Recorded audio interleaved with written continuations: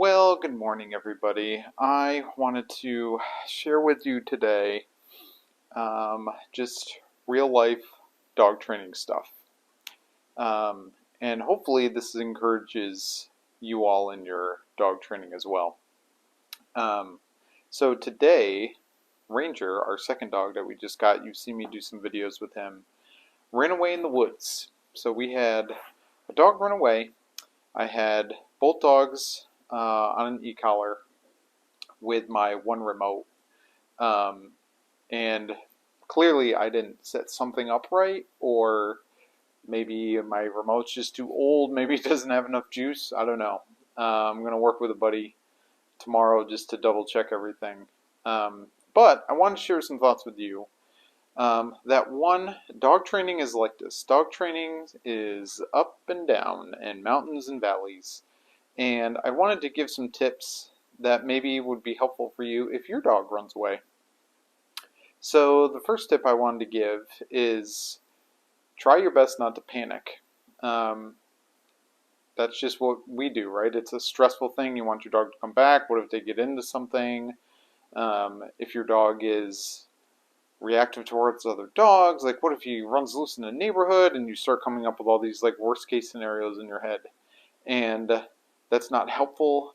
You don't even know if that's really going to happen. Maybe it'll happen, maybe it won't. Um, but the best thing you can do is just stay calm in that situation. Try to think through what steps you need to take to get the dog back. That's priority one. Don't, yeah. So that's priority one. Try not to panic. Um, the second thing I would say is sometimes we're tempted to, when we finally get the dog back, is we want to punish the dog because it's like, I finally got my hands on you and you have driven me crazy for the last 45 minutes. But that doesn't help the dog, and it really doesn't help your situation because the dog doesn't know in that scenario like what's happening. He finally came back and he got punished for coming back to you. Um, so as hard as it is, and literally just had this happen with me this morning. Dog takes off in the woods. I had Titus with me, my other dog. So, the dog's gone. I can't see him. He's not coming back. My collar doesn't seem to be working. So, the first thing I did was I took Titus home. His hips aren't good. He can't be going on a treasure hunt with me. So, the logical thing to do, take the dog that's with me back home, get him situated, make sure he's home and not gallivanting all through the forest with me. The next thing I did was, all right, I'm going to go back out there and just try and retrace my steps, praying along the way, right? I was just like, Jesus, please help me to find this dog. You left the 99 and found the one sheep. So I'm going to do the same thing and try and find this dog. And so that's what I did. I was just walking through the woods, trying to find him.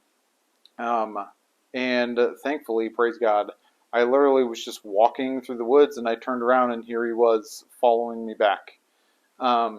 So even that, it's a tiny thing, but he knew in his mind, I know that person, I'm going to go back to that person, even though he had been out running around doing what he shouldn't have been doing. But he did come back to me, so that's good. That's still a good sign. So you take all these little wins.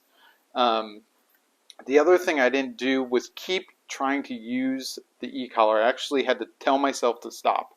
Because again, when you're panicked and freaking out, and you got this little thing in your hand, you just want to keep hitting that button. Because you're like, eventually, he's going to come back, right? And it's like, he hasn't come back. Like numerous attempts. So something is not working or he's just like, forget you. So don't keep hitting the buttons hoping that it works, because all we're doing at this point is reinforcing. Just ignore that sensation on your neck or the vibration or the tone or whatever it is you're working with to recall your dog. And instead just go back to walking through, trying to find them, trying to find your dog, get friends to help you if you need to. Like I said, step one is just going back to the first step. You're just trying to get the dog back. So don't try to overanalyze like, I have to try and get this dog back the right way. We just want to get him back. And once you get him back, which we did, right? Told you Ranger finally found me. Then what do we do? So uh, again, we didn't punish Ranger. I brought a leash with me when I went back into the woods to find him. So when he did come back to me, I leashed him up. And actually, once we got out of the woods, I used that space between the woods and the home just to go over heel training again. Just did some heel training, just again, trying to lay that foundation again of like, you got to stay with me. And it's tiny, right? It's a little bit, but it's something.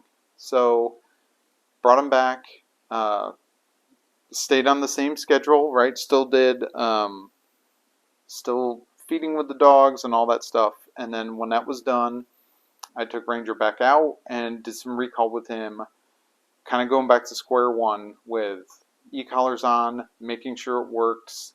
I had it set up for 2 dogs and it just wasn't working, so I went back to like kind of factory reset. Took it all the way back to normal. Took him back out there, long line, tone, recall, treat, all that. And not long, like just a couple minutes, because I was running out of time myself. So use that opportunity to, it stinks to have your dog run away, but it's a good gauge to know how close is this dog with me and what is the threshold of what he's going to break for. And for him, it was deer. Deer in the woods, I'm out. So these are just all good reminders, and hopefully this is helpful. I know I'm rambling a lot, but this literally just happened, and I'm like, it's in my head. I want to get it out, and hopefully it will be helpful to others. Don't beat yourself up over it. Just get back into doing your training, knowing what works, and get back on the horse. You know, the dog is back, praise God. Move on to, let's get back to our recall training. Let's get back to our heel training. Let's get back to working on distractions in a more controlled setting with going back to the long line. Those tools that we always talk about, and the goal is to be off leash like we were, like he has been. And today was a mess up. And so just treat it as a mess up. It's not the end of the world. Don't be like, oh, I'm a horrible dog trainer because this happened. Just peaks and valleys. It was a mess up. We're going to get back into our training.